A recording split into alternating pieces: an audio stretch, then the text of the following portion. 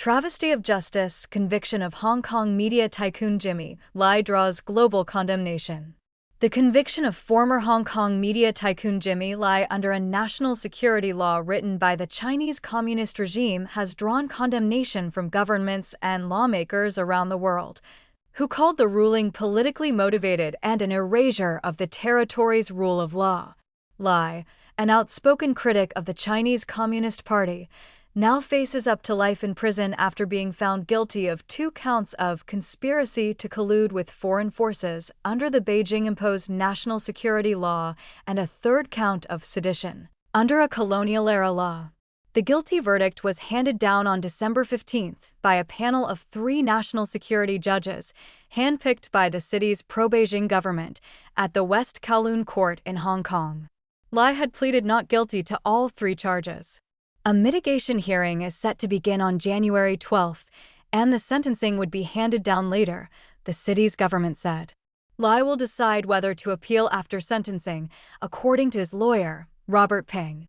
The UK government said Lai, a British national, was targeted by Hong Kong and Beijing for peacefully exercising his right to freedom of expression. The UK condemns the politically motivated prosecution of Jimmy Lai that has resulted in today's guilty verdict.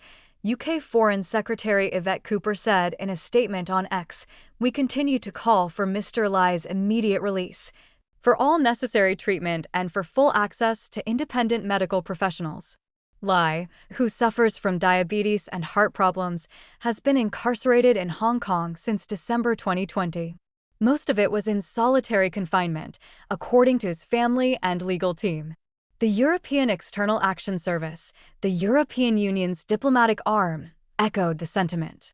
This prosecution is politically motivated and emblematic of the erosion of democracy and fundamental freedoms in Hong Kong since the imposition of the national security law in 2020, the ES said in a statement, reiterating a call for Lai's immediate and unconditional release. The national security law criminalized speeches or actions deemed secessionist, subversive, terrorist, or colluding with foreign forces against the communist regime, with punishments as severe as life imprisonment. 5 years since the draconian law came into effect, the former British colony has shifted toward greater authoritarianism. Pro-democracy activists and lawmakers have been jailed or in self-exile. Independent newspapers and online portals shut down, and prominent civil groups disbanded. On December 14, the Democratic Party, Hong Kong's longest-standing pro-democracy party, voted to dissolve amid the CCP's political suppression. Taiwan. The Hong Kong media tycoon's conviction has left Taiwan and the international community deeply saddened and disappointed, the Mainland Affairs Council in Taipei said. The Hong Kong government has always stressed telling Hong Kong's story well, but no amount of narrative can cover up the fact that it suppresses freedom of speech and persecutes pro-democracy activists, the Taiwanese government agency, responsible for overseeing the relations with Beijing, said in a statement. The ruling against Lai essentially serves as a declaration to the world that freedoms, democracy, and judicial independence in Hong Kong had been systematically eroded, it added. The CCP views Taiwan, a self-ruled democracy, as part of its territory and has offered a one country, two systems framework for Taiwan, similar to the one it promised to apply to Hong Kong until 2047. That idea has been rejected by Taiwanese President Lai Ching-te, who vowed to maintain the status quo with dignity and defend the island nation's freedom. Family. Sebastian Lai, son of the imprisoned publisher, appealed for urgent help to free his father, who turned 78 on December 8.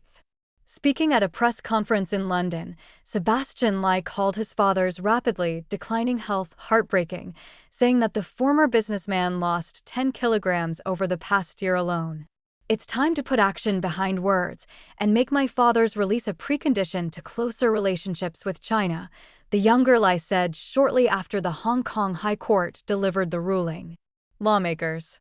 Around 76 lawmakers from 30 countries have issued a statement calling on governments worldwide to condemn the travesty of justice.